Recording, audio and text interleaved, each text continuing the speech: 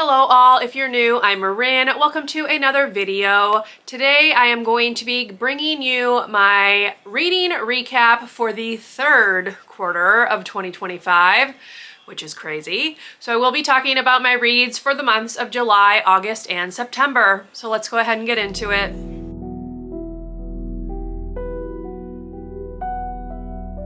Now, I never did one of these videos for the second quarter of the year. That was kind of when I got into my filming slump, if you will. So I'm going to just talk about July, August, and September, and then get back on track. So you will not see anything that has to do with the second quarter of the year.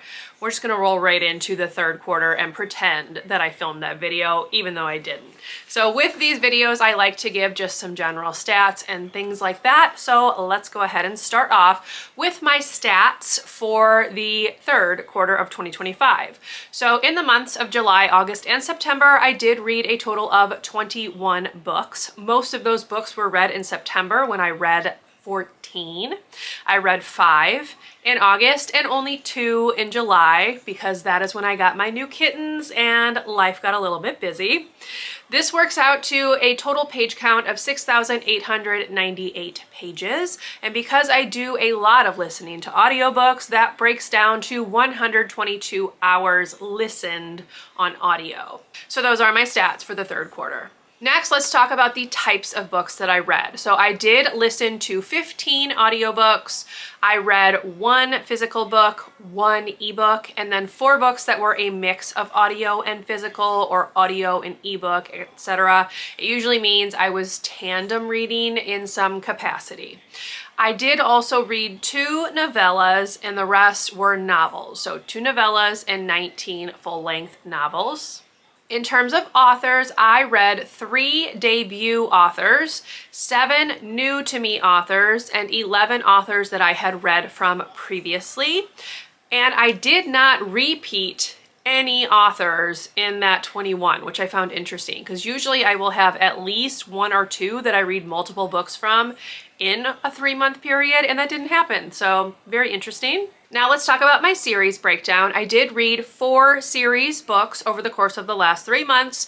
3 of them were series continuations with Vera Wong by Jessie Q. Sutanto, Nancy Drew by Carolyn Keene, and Women of Troy by Pat Barker. And then I completed 1 series, which was The Handmaid's Tale, because I read the Testaments. So 1 series completed, 3 continued.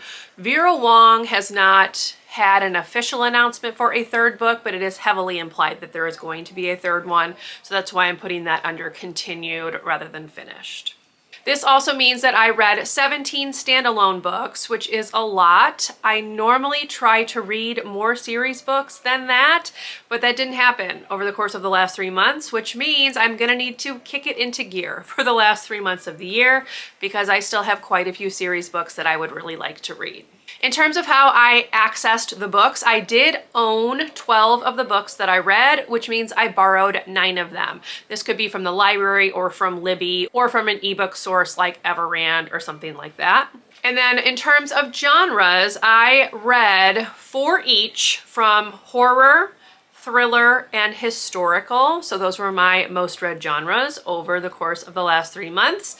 I also read 3 romance books, 2 nonfiction books, and then 1 each of fantasy, dystopian, mystery, and contemporary. Now let's talk star ratings. I did have 4 5-star books in the last 3 months, which is not a lot, but considering that I didn't read very much in July or August isn't terrible.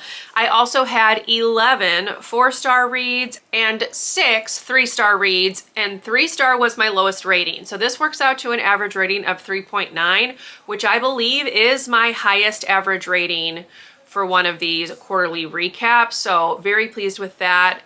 Been reading a good amount of good books, although I always am looking for more great books.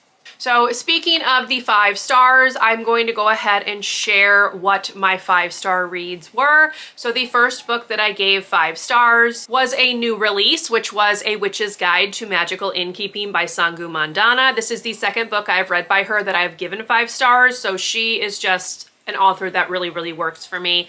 I found this to be completely charming. I loved the found family, loved the romance. This one was really nice and cozy and fun to read. It did have some pretty dark stakes attached to it, so I appreciated that as well. And this was just a really great all-around book, so I would highly recommend. This is probably my favorite of the 4 5-stars. The next book that I gave 5 stars, I actually read in a vlog. It was Midnight in Chernobyl. This is by Adam Higginbotham. This is a nonfiction look at the Chernobyl power plant nuclear disaster. So I would recommend this one. The audio I really liked as well. I particularly liked the pictures that were included in here and the fact that he really did his due diligence and interviewed as many people as possible in order to get this story put together. Thought it was very well written and very easily accessible.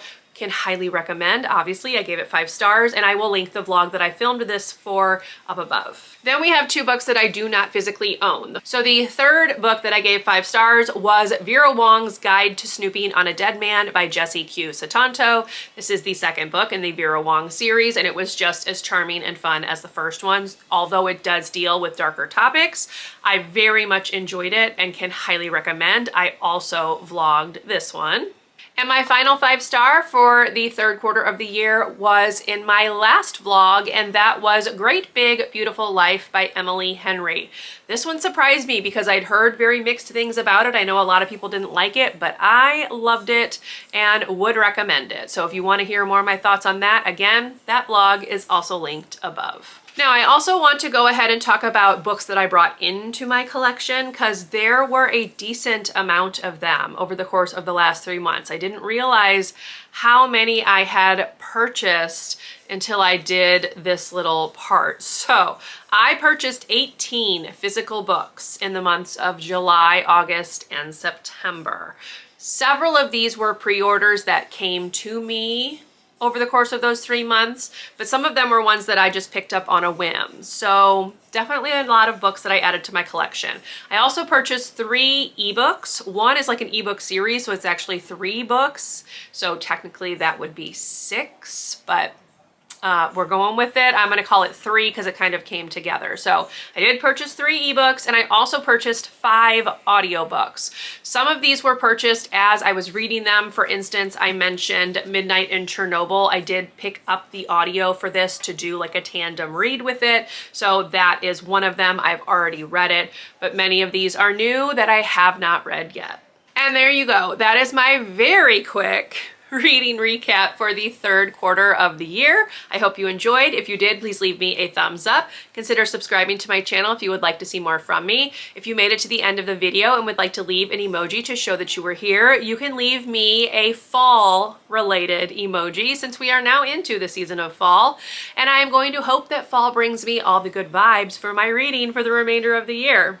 I will see you in my next video. Bye everyone.